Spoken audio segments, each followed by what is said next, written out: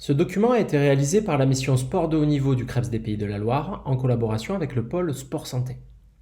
Cette courte présentation vise à formuler les recommandations nécessaires au maintien d'une activité physique pendant la période de confinement. La pratique d'une activité physique régulière est une composante indispensable à la santé physique et mentale.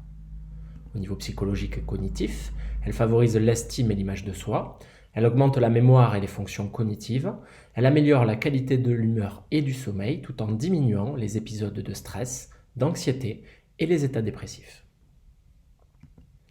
Elle améliore également les fonctions pulmonaires et cardiovasculaires, contribuant ainsi à la diminution des risques de maladies respiratoires et cardiovasculaires.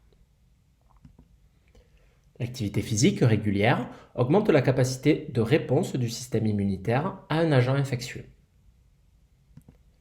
Les personnes qui pratiquent une activité physique ont généralement un taux de masse maigre supérieur et un taux de masse grasse inférieur à la population sédentaire.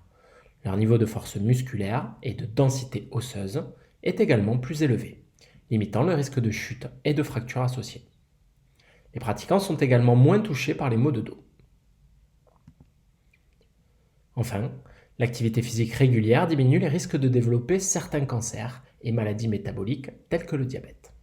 Autant de bénéfices qui rendent nécessaire le maintien d'une activité physique régulière pendant le confinement. Néanmoins, dans la situation sanitaire actuelle, il est vivement conseillé d'éviter les efforts trop longs ou trop intenses, qui entraînent une altération transitoire de l'activité des systèmes biologiques, tels que les systèmes immunitaires ou cardiovasculaires.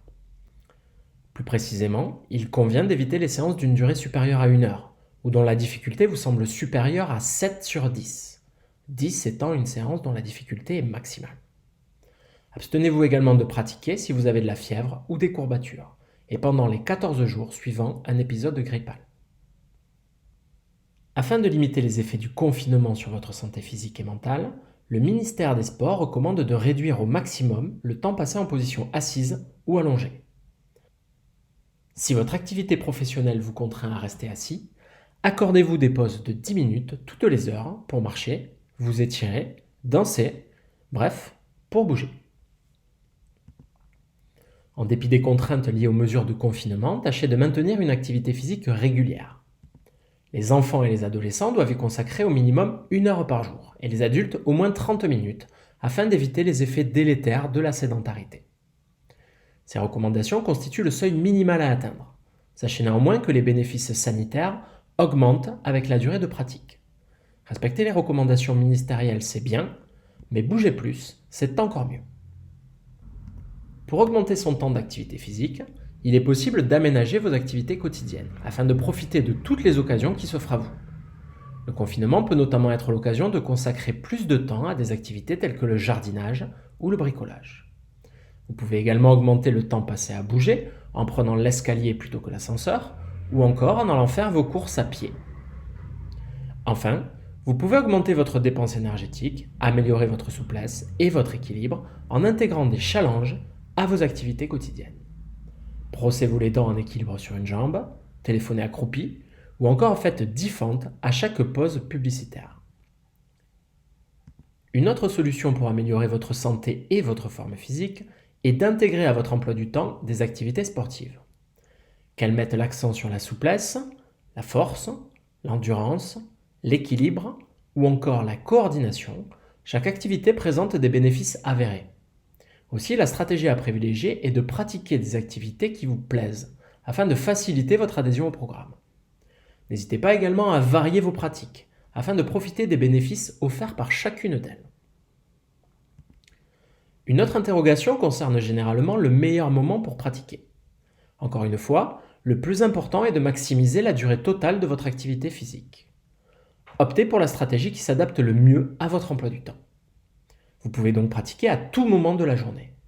Évitez tout de même l'activité physique intense avant le coucher, qui peut impacter négativement la qualité de votre sommeil. Par ailleurs, il n'existe pas d'intérêt particulier à masser votre pratique. Autrement dit, vous tirerez autant de bénéfices d'une pratique fractionnée que d'une longue séance. Si votre objectif est de réaliser 1 heure d'activité physique quotidienne, vous pouvez par exemple réaliser une séance de 30 minutes en début de matinée et compléter votre activité par 3 séquences de 10 minutes judicieusement intégrés à votre emploi du temps. Voilà, vous en savez maintenant suffisamment pour passer à l'action. Profitez du week-end pour planifier votre semaine d'entraînement. Sélectionnez tout d'abord le contenu de votre programme d'entraînement hebdomadaire. Choisissez des activités variées et que vous pratiquerez avec plaisir. Puis, planifiez les temps de pratique en fixant chaque créneau dans votre emploi du temps. Pour rappel, vos séances ne doivent pas dépasser 1 heure et il est tout à fait possible de fractionner votre pratique. Une fois votre planification établie, respectez votre plan, à moins d'avoir des doutes sur votre état de santé.